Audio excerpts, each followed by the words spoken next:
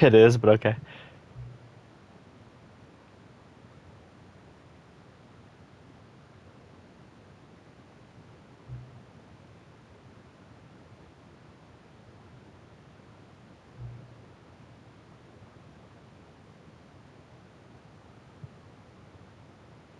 Okay.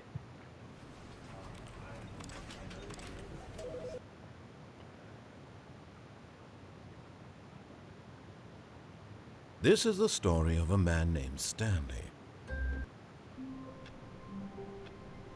Welcome back. Uh, All of his co-workers were gone. What could it mean? Oh, please. Are you really just doing this for the trophy? yeah, Click a door 5 times? Is yeah. that all you think a trophy is worth? No, no, no, no, no. I can't just give these merits away for such little effort. A measly 5 clicks? Are you Now, sure suppose you were to though? click the door 20 times. I would say that's the kind of effort that warrants recognition. But it'd be nice if you just give it to me.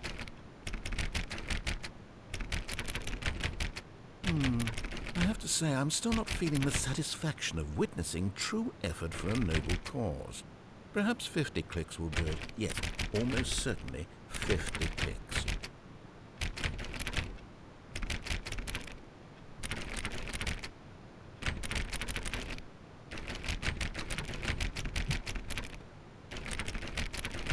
No, no, no, no. I'm still not feeling it. I want this trophy to have meant something. It has to be a true reward for valiant effort. I want to see some hustle, Stanley. I want to see commitment, a willingness to go all the way no matter the cost. Why don't you go put 20 clicks into door number 417?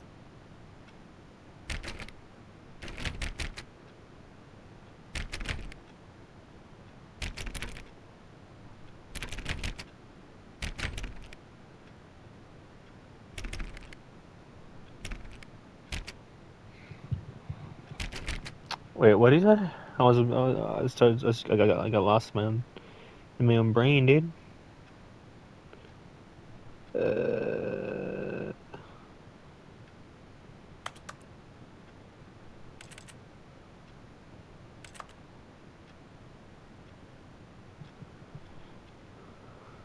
uh, uh.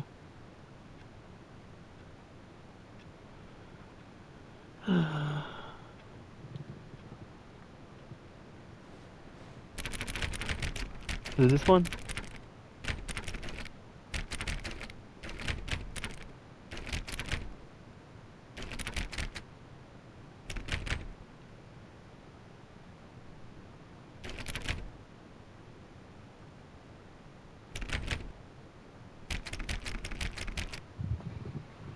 Um.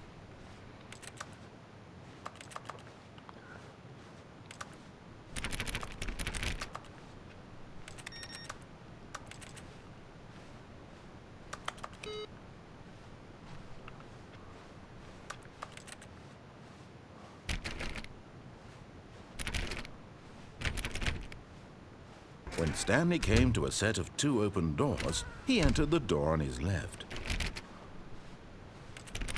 I think I wanted to go right, actually. Yet there was not a single person here either. Feeling a wave of disbelief, Stanley decided to go up to his boss's office, hoping he might find an answer there.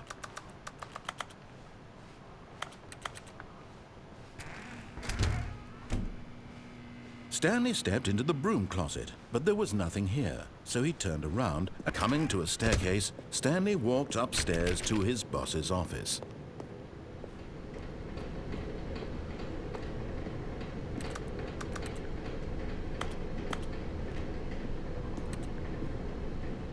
But Stanley just couldn't do it. He considered the possibility of facing his boss, admitting he had left his post during work hours. He might be fired for that. And in such a competitive economy, why had he taken that risk? All because he believed everyone had vanished? His boss would think he was crazy. And then something occurred to Stanley. Maybe, he thought to himself, maybe I am crazy. All of my co-workers blinking mysteriously out of existence in a single moment for no reason at all? None of it made any logical sense. And as Stanley pondered this, he began to make other strange observations. For example, why couldn't he see his feet when he looked down? Why did doors close automatically behind him wherever he went? And for that matter, these rooms were starting to look pretty familiar. Were they simply repeating? No, Stanley said to himself, this is all too strange. This can't be real. And at last, he came to the conclusion that had been on the tip of his tongue. He just hadn't found the words for it. "I'm dreaming!" he yelled. "This is all a dream." Oh, what a relief Stanley felt to have finally found an answer, an explanation. His co-workers weren't actually gone. He wasn't going to lose his job. He wasn't crazy after all. And he thought to himself, I suppose I'll wake up soon. I'll have to go back to my boring real-life job pushing buttons. I may as well enjoy this while I'm still lucid.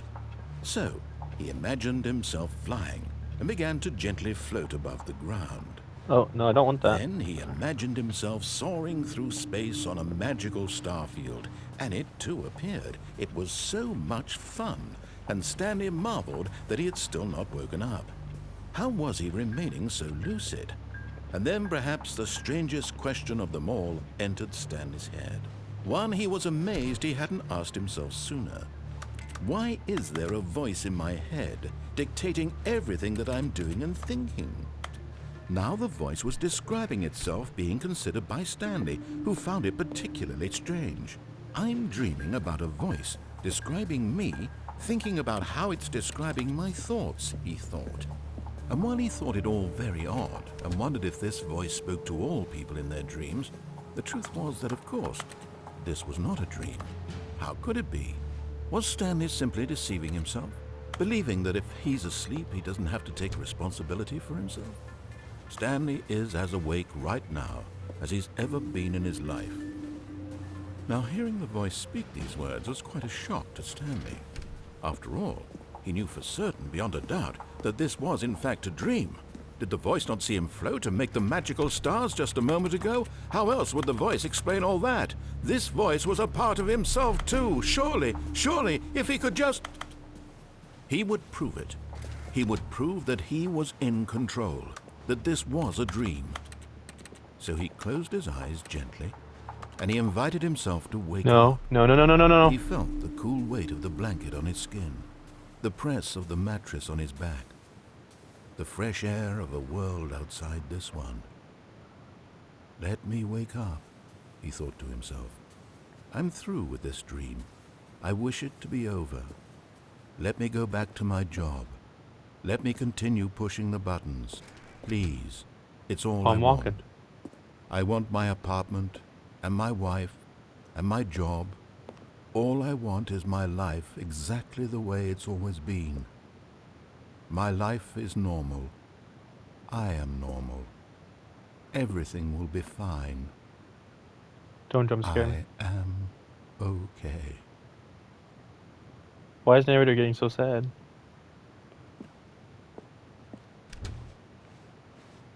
Stanley began screaming. Please, someone, wake me up. My name is Stanley. I have a boss. I have an office. I am real. Please, just someone tell me I am real. I must be real. I must be. Can anyone hear my voice? Who am I? Who am I? And everything went black. Oh, this is what it meant by earlier when it said This is the the screen went story black. of a woman named Mariella. A woman? Mariella woke up on a day like any other. She arose, got dressed, gathered her belongings, and walked to her place of work. What the heck? But on this particular day, her walk was interrupted by the body of a man who had stumbled through town talking and screaming to himself, and then collapsed dead on the sidewalk. And although she would soon turn to go call for an ambulance, for just a few brief moments, she considered the strange man. He was obviously crazy. This much she knew. Everyone knows what crazy people look like. And in that moment, she thought to herself how lucky she was to be normal. I am sane. I am in control of my mind. I know what is real and what isn't. It was comforting to think this, And in a certain way, seeing this man made her feel better. But then she remembered the meeting she had scheduled for that day. The very important people whose impressions of her would affect her career, and by extension, the rest of her life. She had no time for this, so it was only a moment that she stood there, staring down at the body. And then she turned and ran.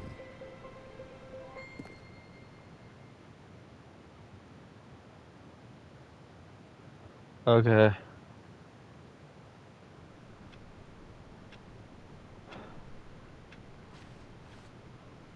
All of his co-workers were gone. What could it mean? Stanley decided to go to the meeting room. Perhaps he had simply missed a memo.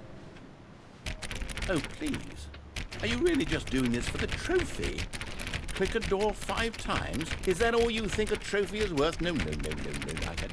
I can't just give these merits away for such little effort. A measly 5 clicks? Now, suppose you were to click the door 20 times. I would say that's the kind of effort that warrants recognition. I have to say, I'm still not feeling the satisfaction of witnessing true effort for a noble cause. Perhaps 50 clicks will do it. Yes, almost certainly 50 clicks.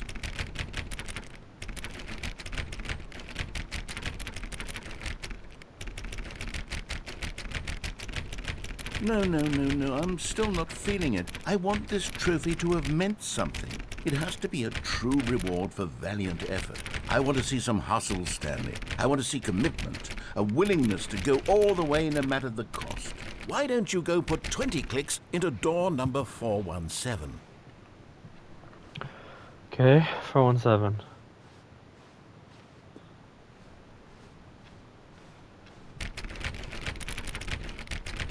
Oh, great. Now, go click a few times on door 437.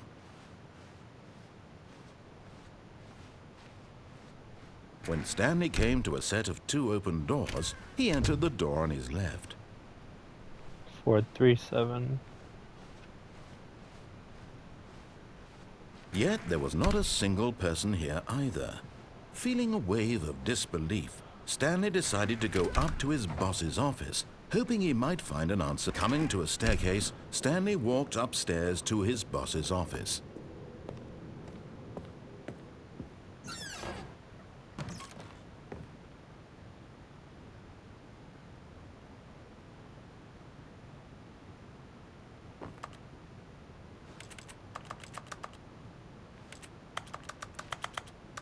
Why is this here? What is the purpose of this bathroom?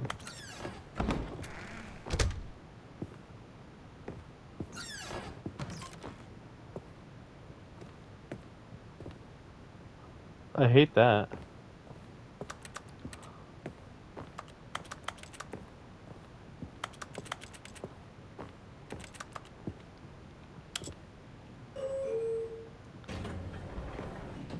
Okay.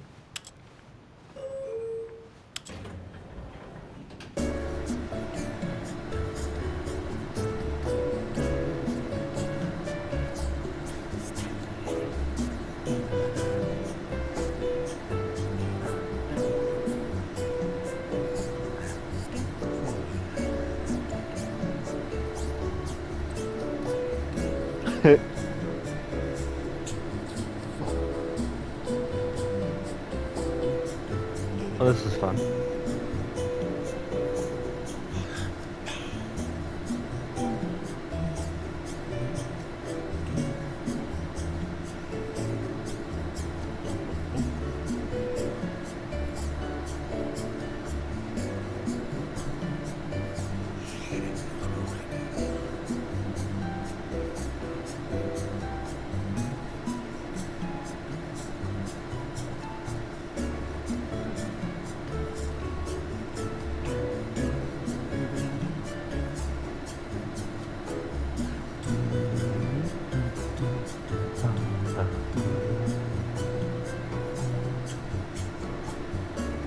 Ba-da-da-dum-dum.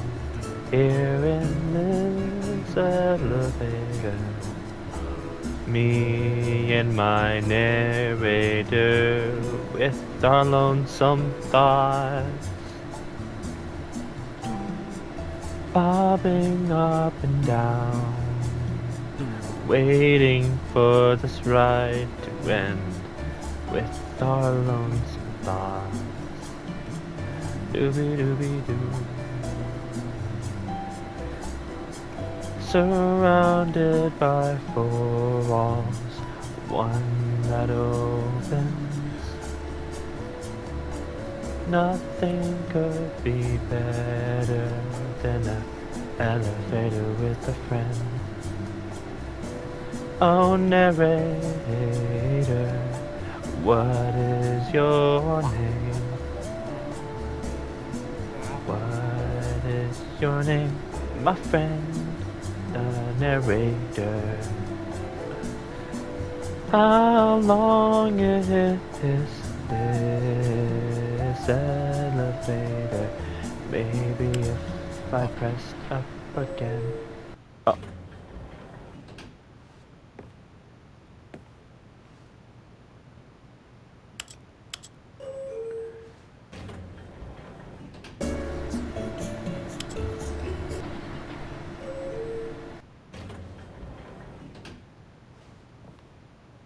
You gotta be kidding me.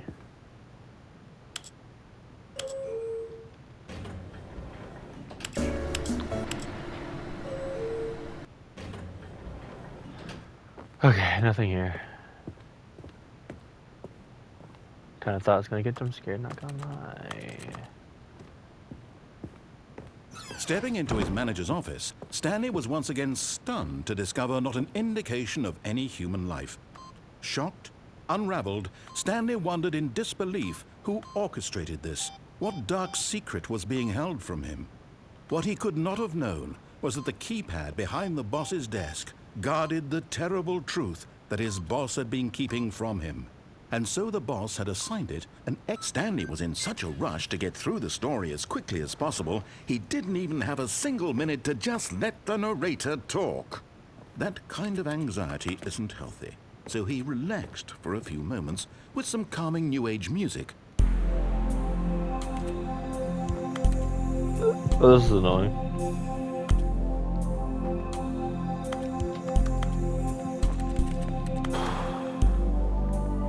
Feeling soothed and rejuvenated, Stanley calmly walked forward into the opened passageway.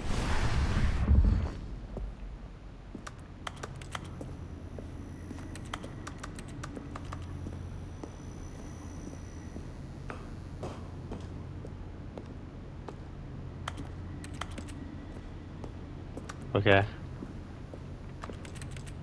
There's truly nothing here.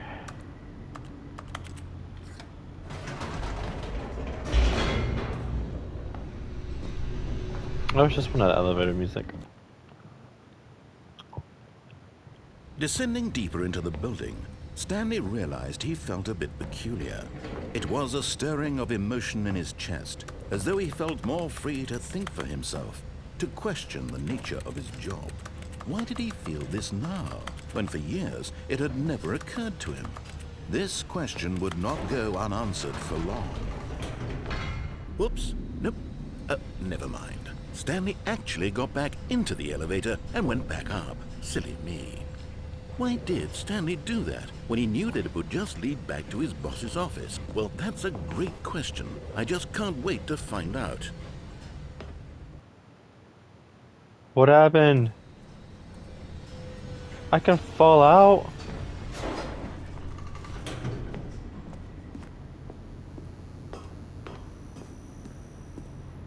Here we are, Stanley. It's your boss's office. Exactly the way it was before you got onto the elevator. It's still just exactly what it is. What a decision you've made to come up here and look at the office again.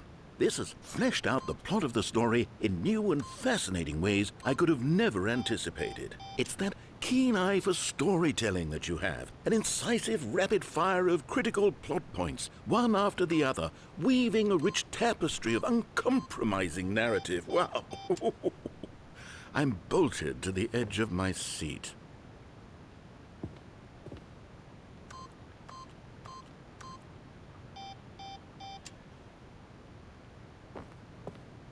I'm bolted to the edge of my seat. Poor guy. Incredible. Now he's getting back into the elevator and going down again. Ladies and gentlemen, how does he keep coming up with all of this? Surely this time Stanley will walk forward into the spooky corridor, won't he?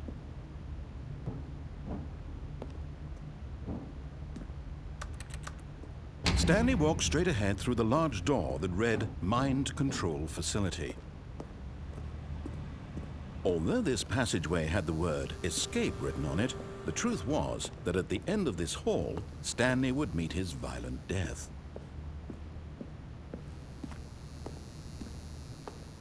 The door behind him was not shut. Stanley still had every opportunity to turn around and get back on track.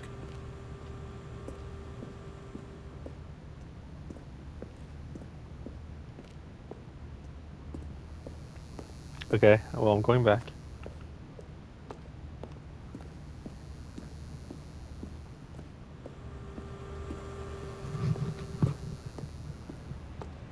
But of course, Stanley thought better of it and realized he simply had too much to live for. Okay, that's the same thing as before. I don't care about Nope. that. Still on board with death? I am, I guess.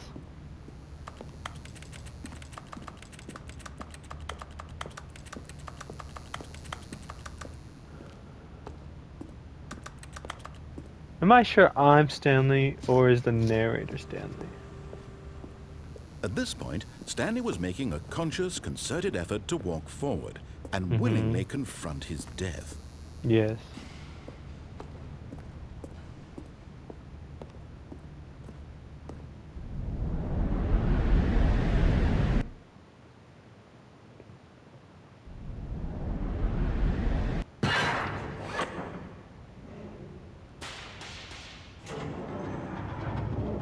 As the machine whirred into motion and Stanley was inched closer and closer to his demise, he reflected that his life had been of no consequence whatsoever. Stanley can't see the bigger picture. He doesn't know the real story, trapped forever in his narrow vision of what this world is. Perhaps his death was of no great loss, like plucking the eyeballs from a blind man. And so he resigned and willingly accepted this violent end to his brief and shallow life. Farewell, Stanley. I see. Farewell, Stanley, cried the narrator, as Stanley was led helplessly into the enormous metal jaws. In a single visceral instant, Stanley was obliterated as the machine crushed every bone in his body, killing him instantly.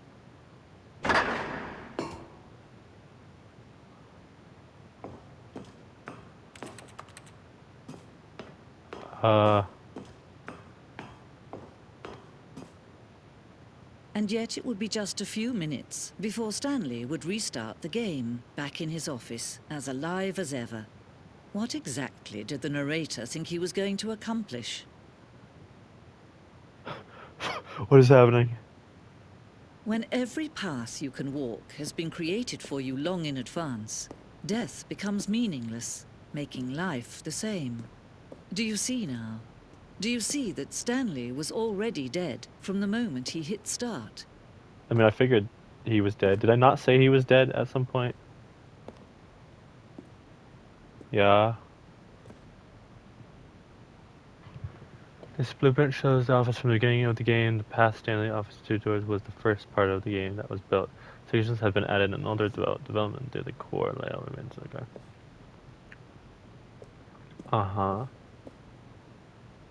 Corridor. The pacing of this opening section was important to get right. This corridor has been moved and altered to make sure the player reaches the 2 doors in a good time.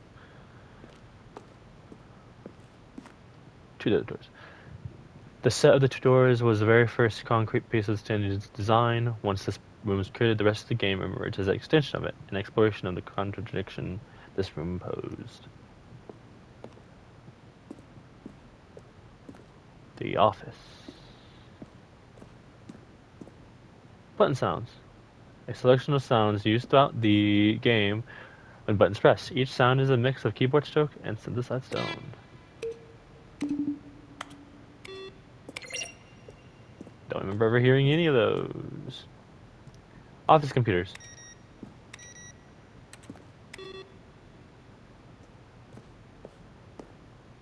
with filing cabinets.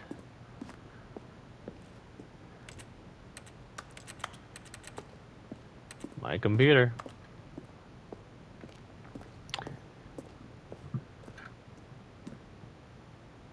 Let's go in here first. The office. Maintenance room. An early version of the maintenance room.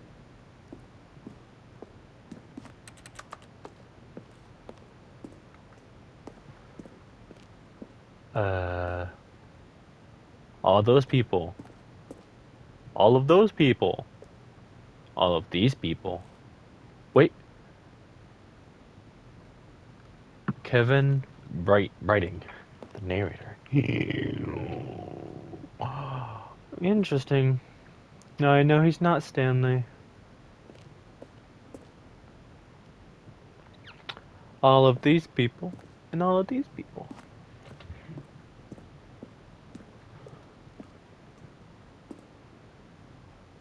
Screens from the development box.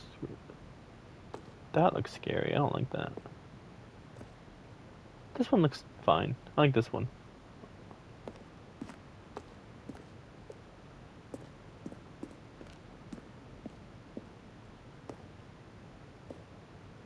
The lounge. Underground, an early version of the underground portion of the game. Example of poor level design, textbook mistake. It's the kind of thing you'd pick up on intuitively if you had even the most fundamental understanding By the of voice good and bad dialogue game for the entire design. game roughly 3 Of separate course, times you over being you, the 2 you'll years of probably development. spend the next These hour are trying clips to from early solve takes it. that were not used in the Yes, final game. I'm just going to make this easy on you.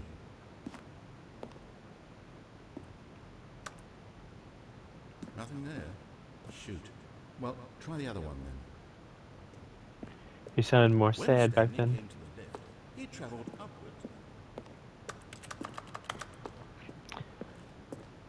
Alrighty. Office clock.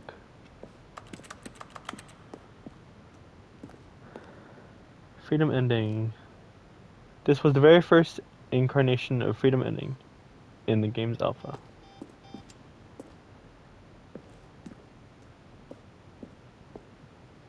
Countdown room. An early version of the countdown room.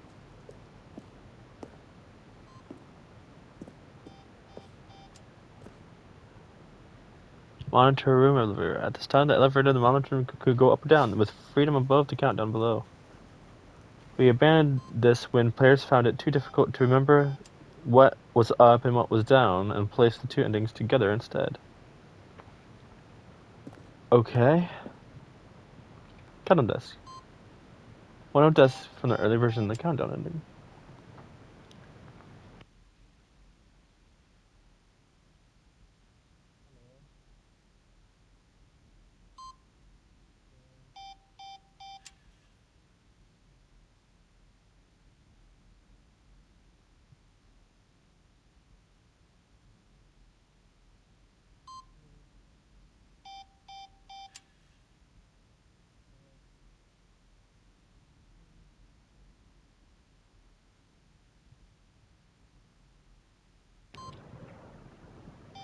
One of the discs from the early version of the countdown ending.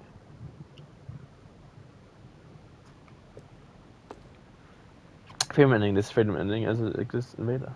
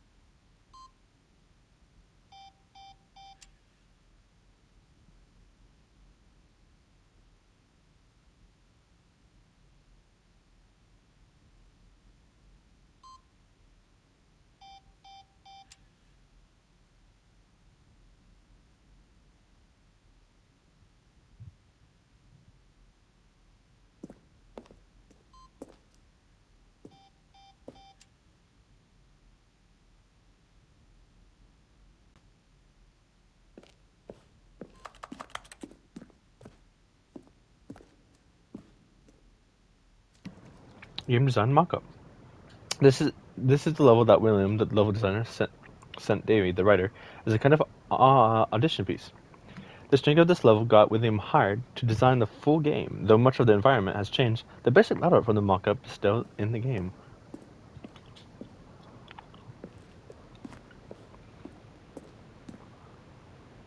The lounge. The apartment timer. In a previous version of the choice leading to the apartment ending, a timer will give you 15 seconds to pick up the phone. Not picking up the phone will lead to a different ending. So there's an apartment ending. The second version is functionally the same as what's in the final game, but we wanted it to look more like a place where cargo is actually stored. The cargo lift. The cargo lift was actually intended to offer the choice of staying or on or jumping to a different path. However, after this early version we decided we also wanted the option of the player falling to their death. Huh. Meeting room. One option, two option, three, or one option, 4 event.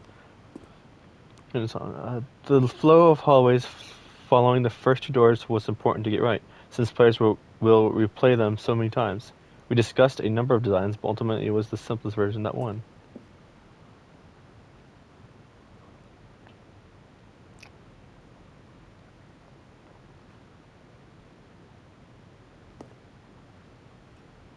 There's a vent.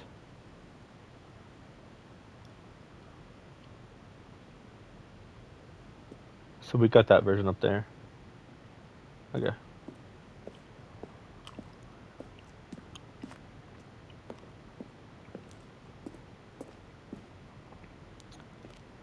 Zending model. The Zending went through many iterations. This room represents the 4 versions of the ending, and we thought it was complete, but decided to abandon and change it again shortly before launch.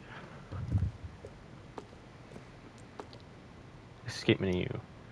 For a long time we had an ending that only ended when the player restarted from the escape menu. Unfortunately, very few players realized that that's what they were supposed to do, which was very frustrating for everyone.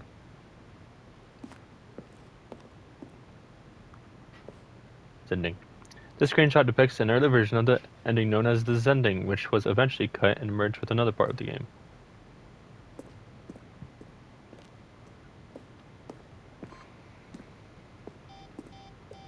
I guess I can die peacefully now.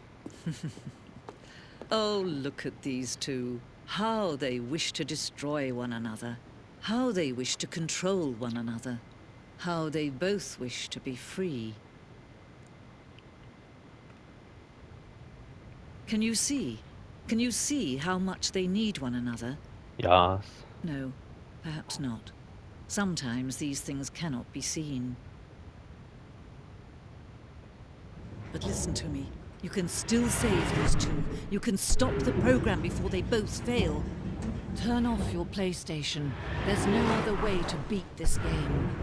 As long as you move forward, you'll be walking someone else's path. Stop now and it'll be your only true choice. I could quit. Whatever you do, choose it. Don't let time choose for you. Don't let time...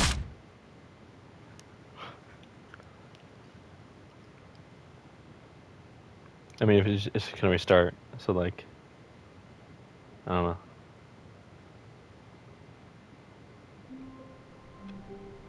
See, nothing really changes.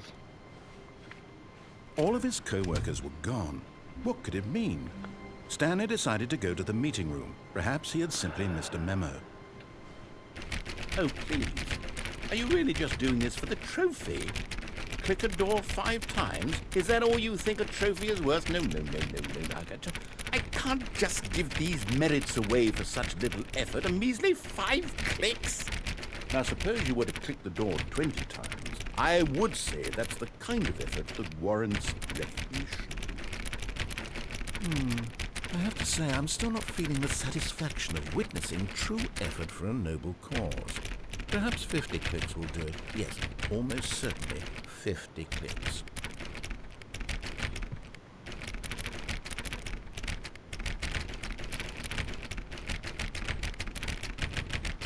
No. I'm still not feeling it. I want this trophy to have meant something. It has to be a true reward for valiant effort. I want to see some hustle, Stanley. I want to see commitment, a willingness to go all the way no matter the cost. Why don't you go put 20 clicks into door number 417? Okay.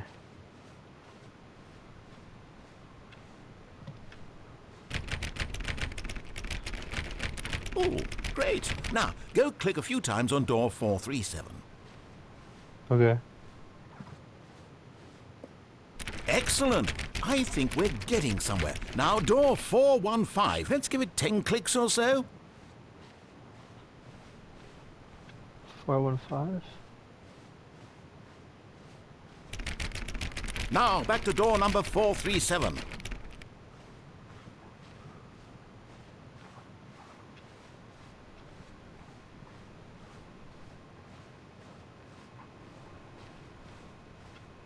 Four, 3, 7. Let's see. How about you click on, well, I don't know, the copy machine?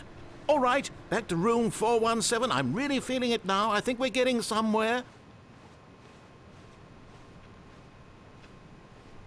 Okay, now go climb on employee 419's desk. 419. Yes! This is great! You're putting it all on the line, Stanley. I like that. All right, let's keep it up. Go give me a few clicks on door 416. We've almost got it! Now the copy machine, do that one again!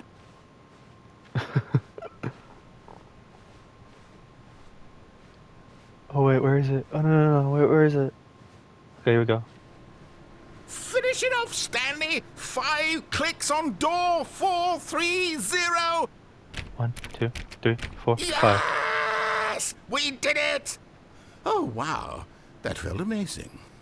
Oh, you really earned it, Stanley. Nothing could hold you back. Yes, I'm very proud of how far we've come today. Alright, well there's that trophy.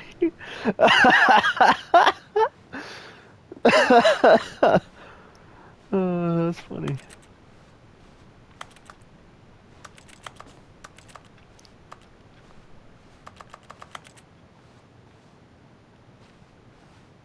Alright. I think well, I mean, I got that trophy, so I feel good with that. I think I'll end that here. Yeah.